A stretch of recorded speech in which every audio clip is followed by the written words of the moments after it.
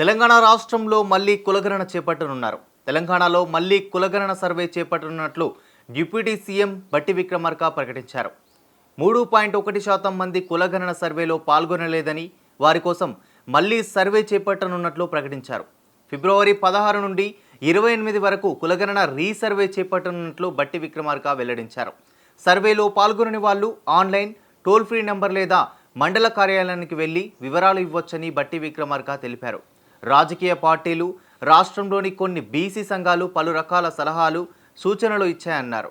ప్రభుత్వం ఈ సర్వేను చాలా శాస్త్రీయంగా, సహేతుకంగా చేసిందని తెలిపారు. దేశ చరిత్రలో ఎక్కడా జరగని విధంగా లెక్కలు తీసి శాసనసభలో పెట్టామన్నారు. వివిధ కారణాల వల్ల కులగణన సర్వేలో పాల్గొనని వారి కోసం మరో అవకాశం కల్పిస్తున్నట్లు బట్టి విక్రమార్క చెప్పారు. ఈ నెల 16 నుంచి 28 వరకు సర్వే సిబ్బందికి వివరాలు అందజేయాలని, రాష్ట్ర జనాభా లెక్కల్లోకి వచ్చే విధంగా అందరూ చూసుకోవాలని కోరారు. ఇక బీసీలకు 42% రిజర్వేషన్లపై మార్చి మొదటి వారంలో కేబినెట్ తీర్మానం చేయనుందని కూడా తెలిపారు. శాసనసభలో బిల్లు ఆమోదం చేసి చట్టబద్ధం చేయాలని నిర్ణయించామని, కులగణన బిల్లును కేంద్ర ప్రభుత్వానికి పంపుతామని స్పష్టం చేశారు. కేంద్రంపై ఒత్తిడి తెచ్చి పార్లమెంట్లో ఆమోదానికి కృషి చేస్తామని, ఓబీసీల రిజర్వేషన్ల కోసం వివిధ పార్టీల నాయకులను కలుస్తామని తెలిపారు. దశాబ్దాల ఓబీసీల కలలను నిజం చేసేందుకు కృషి చేస్తామని హామీ ఇచ్చారు.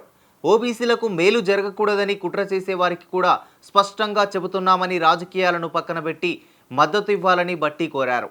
స్థానిక సంస్థల ఎన్నికలపై కమాండ్ కంట్రోల్ సెంటర్లో తెలంగాణ సీఎం రేవంత్ రెడ్డి సుదీర్ఘ సమీక్ష నిర్వహించారు. బీసీ రిజర్వేషన్లు, స్థానిక సంస్థల ఎన్నికల నిర్వహణ, బీసీ బిల్లును అసెంబ్లీలో ఆమోదింపజేసుకోవడం, పార్లమెంటుకు బిల్లును పంపడం వంటి పలు అంశాలపై చర్చించారు.